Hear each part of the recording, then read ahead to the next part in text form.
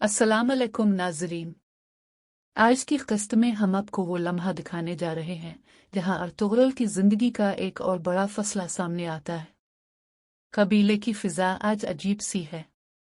सुबह की हवा में बेचैनी घुली हुई है। कैमरा कबीले के ख़ैमों पर फिसलता हुआ गुजरता है।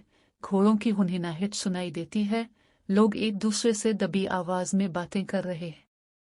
सबके चेहरों पर एक ही बात लिखी है, कुछ होने वाला है। अर्तुगरुल के खेमे के दरवाजे पर हल्की धूप पड़ रही है और इस धूप में उसके चेहरे की संजीदगी साफ झलक रही है।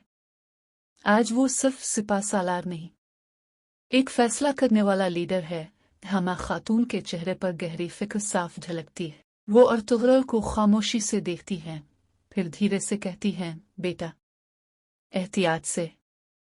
जो दुश्मन नजर नहीं आता वही सबसे खतरनाक होता है। कैमरा उनके चेहरे के करीब जाता है। उनके चेहरे की झुर्रियों में छुपा खौफ दिखाता है। अर्तुगरुल उनके हाथ चूम कर कहता है, माँ, मैं हक पर हूँ। अल्लाह हक वालों को तन्हा नहीं छोड़ता। खेमे में एक लम्हे के लिए खामोशी छा जाती है। सिर्फ दिलों की धड़कन चलती है। कबीले के अंदर फितना फैलाने वाले लोग छोटे छोटे गिरोहों में खड़े होकर बातें कर रहे हैं। कैमरा इन गिरोहों के दरमियान घूमता है। उनके चेहरों पर शक, खौफ और गलत फहमी के साए दिखाता है। एक सिपाही दूसरे से कहता है, क्या तुमने सुना? अर्तुगरुल दुश्मन के साथ मिला हुआ है। दूसरा जवाब देता है, अल्लाह जाने अब किस पर भरोसा किया जाए। ये झूठ बिल्कुल आंधी की तरह कबीले में फैल रहा है और दुश्मन इसका फायदा उठा रहा है। अर्तुगरुल अपने खेमे से बाहर निकलता है। इसके साथ बामसी और 2 वफादार सिपाही हैं। हुआ में इसके कदमों की गूंज सीन में एक तनाव पैदा करती है। वो धीमे लहजे में कहता है, हमें साजिश की जड़ काटनी है, वरना कबीला बखर जाएगा। बामिसी कहता है, सरदार, जिसने ये आग लगाई है, मैं इसके हाथ तोड़ दूंगा। अर्तुगरुल हाथ उठाकर उसे रोकता है, नहीं बामिसी, पहले सच, फिर सजा। इसके चेहरे पर एक धीमी मगर खतरनाक मुस्कुराहट होती है। ये इस बात की अलामत है कि आज कोई बड़ी गुत्थी सुलझने वाली है। हलीमा अपने खेमे की दहलीज पर खड़ी बाहर आसमान को देख रही है। हुआ इसके बालों को छू कर गुजरती है, मगर वो बेफिक्र नहीं लगती।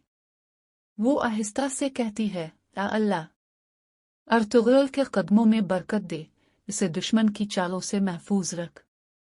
इसकी आंखों में नमी आ जाती है।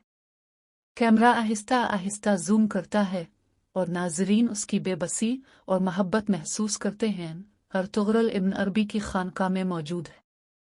खानका में चिरागों की हल्की रोशनी, लकड़ी की खुशबू और अस्कार की आवाज़ें एक रूहानी माहौल बनाती हैं। शेख अर्तुगरुल से कहते हैं, बेटा, जब दिल में शक पैदा हो जाए तो अल्लाह के जिक्र से उसे साफ किया जाता है।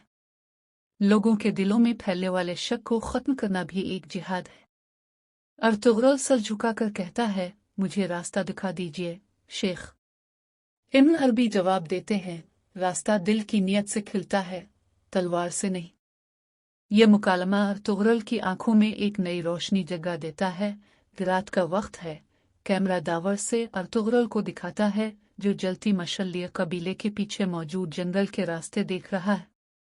वो जमीन पर पड़े कदमों के निशान देखकर कहता है, सच इस रास्ते से गुजरा है।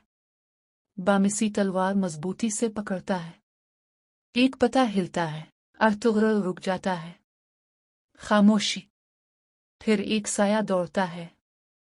अर्तुगरुल तेजी से पीछा शुरू करता है। रात गहरी हो चुकी है।